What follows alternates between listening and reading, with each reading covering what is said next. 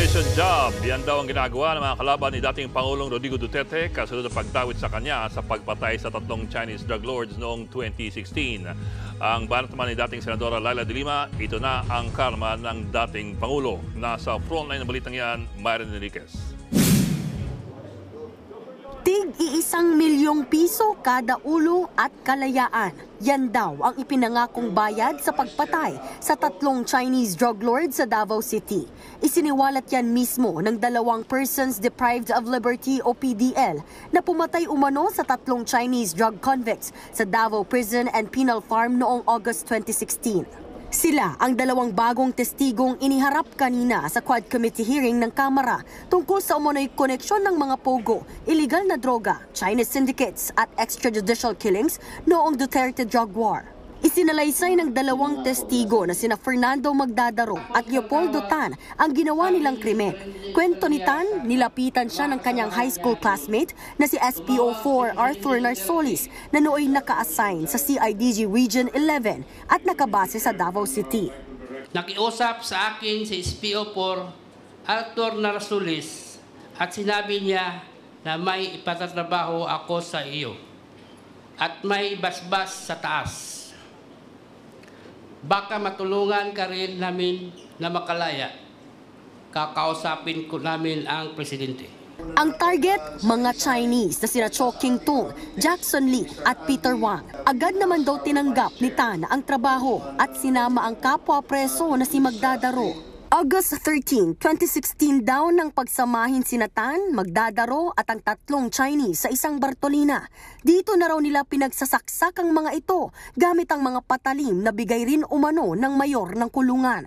Pagkatapos ay sinabihan daw sila ng warden na si Superintendent Gerardo Padilla na ihagis sa labas ng Bartolina ang mga patalim.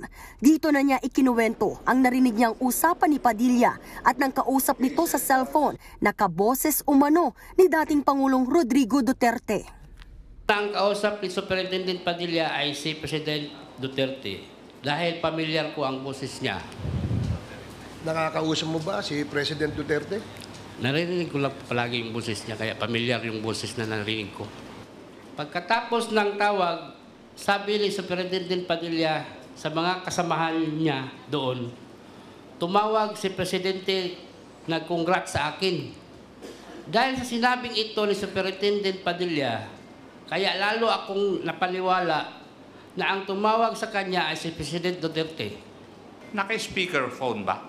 Ay pinindot po siya para mag-speaker on. 2 araw matapos ang isinagawang krimen, ibinigay ang bayad sa asawa ni Tan at Magdadaro. Pero tig-1 milyon lang daw ang ibinigay na bayad. Hindi rin daw nila tinupad ang pangakong paglaya nila. Nakumbik kami sa pagpatay sa tatlong Chinese drug lord. Ginawa naman namin ang pinatrabaho nila pero hindi naman tinupad ang kalayaan na pinangako. Hanggang matapos ang administrasyon, hindi kami tinulungan na lumabas. Dahil sa pagkakadawit sa pagpatay, nagmosyon si Senior Deputy Speaker Aurelio Dong Gonzales na ipatawag sa susunod na pagdinig si dating Pangulong Duterte. Ayon naman sa dating tagapagsalita ni Duterte na si Attorney Sal Panelo, malinaw na bahagi ito ng demolition job laban sa mga Duterte. Ginagamit daw ng mga kalaban ng dating Pangulo ang mga na-convict dahil sa pagpatay at drug trafficking para idawit si Duterte sa pagpatay sa tatlong Chinese detainees. Ayon naman sa isa ring dating tagapagsalita ni Digong na si Attorney Harry Roque, ang dapat daw na masakdal sa pagpatay ay ang 2 suspect na umamin sa krimen at hindi si Duterte na wala namang sapat na ebidensyang tuwirang nasasangkot sa dating Pangulo. Para naman kay dating Senadora Laila de Lima na nakulong dahil sa iligal na droga sa Administrasyong Duterte, napawang mga preso rin ang mga tumestigo noon laban sa kanya, tila karma raw ang nangyayari ngayon sa dating Pangulo. Inaprubahan ni Bucor Chief Gregorio Katapang Jr. ang hiling ng Quad Committee na manatili muna sa kustodiya ng Kamara ang 2 PDL na sina Tan at Magdadaro. Inaasahan namang magpapatuloy ang pagdinig sa susunod na linggo. Nagbabalita mula sa Frontline, Marian Enriquez, News 5. Mga kapatid, Ed Lingaw po, maging maalam at may pakialam sa mga napapanahong balita sa ating bansa. Para sa mas malalimang pagtalakay at paghimay sa mga issue at headlines, tumutok lamang at pag-subscribe sa social media pages ng News 5.